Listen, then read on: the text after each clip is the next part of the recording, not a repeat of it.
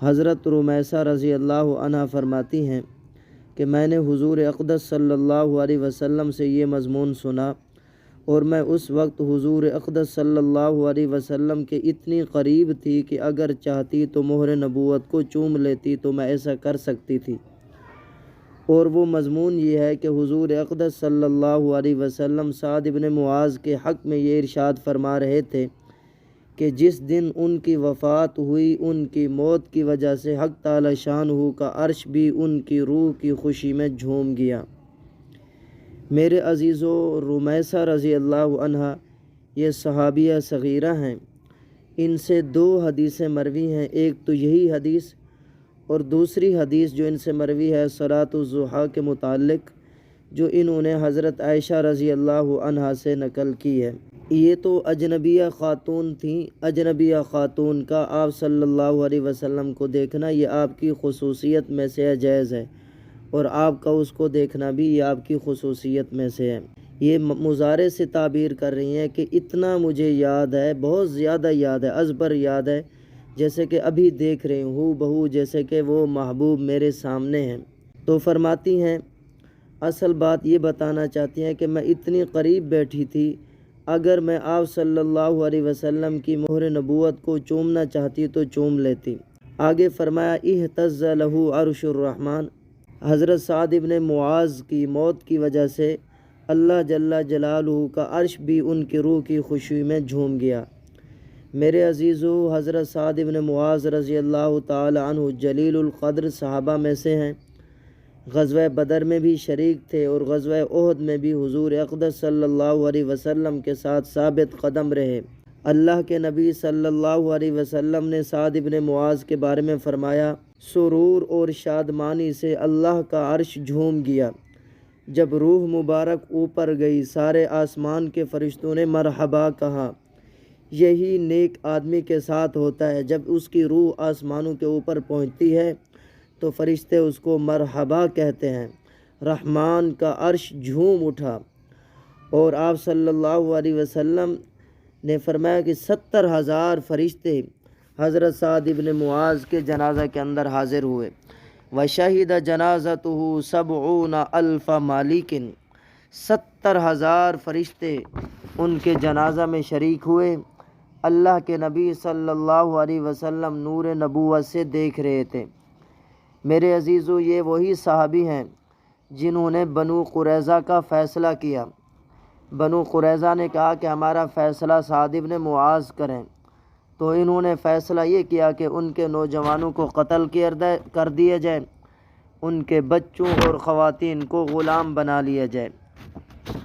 ان کا یہ فیصلہ منشاء خداوندی کے مطابق تھا، حالانکہ بنو قریظہ کے یہ دوست تھے۔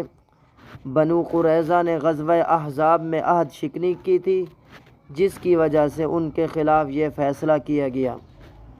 میرے عزیزو، خندق والے دن حضرت سعد بن معاذ کی رگ اطہر پر تیر لگا، 1 ماہ خون بند رہا، پہلے بہتا رہا پھر بند ہو گیا۔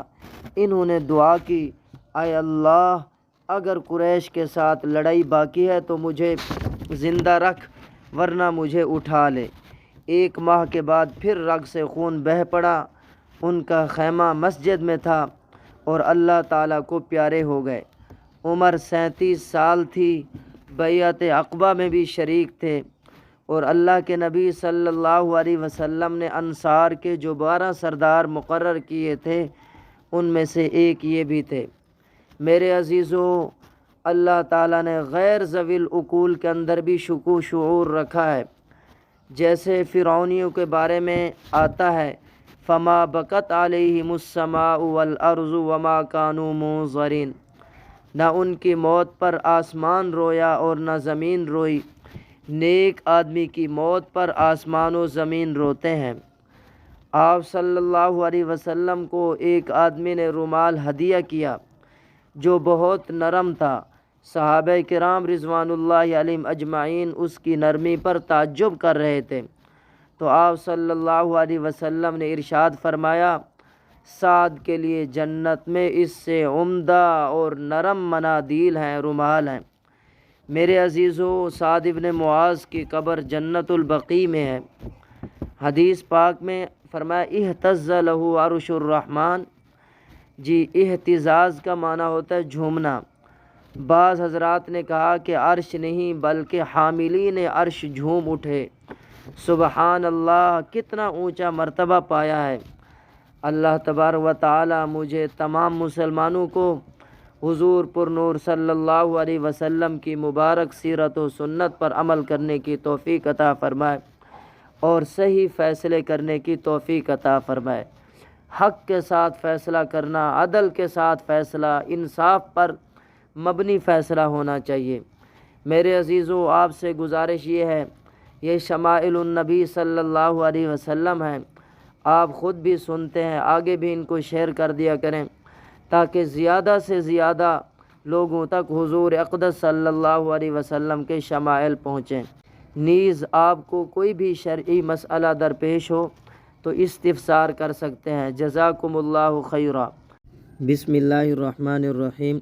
وبه قال حدثنا ابو مصعب المدنی قال حدثنا یوسف بن الماجشون عن ابیہ عن عاصم بن عمر بن قتادة عن جدته رمیثة رضی اللہ عنہا وعنہم قالت سمعت رسول اللہ صلی اللہ علیہ وسلم ولو اشاء ان اقبل الخاتم الذي بین کتفیہ من قربه لفعلت۔ یقول لسعد بن معاذ یوم مات اہتز له عرش الرحمن۔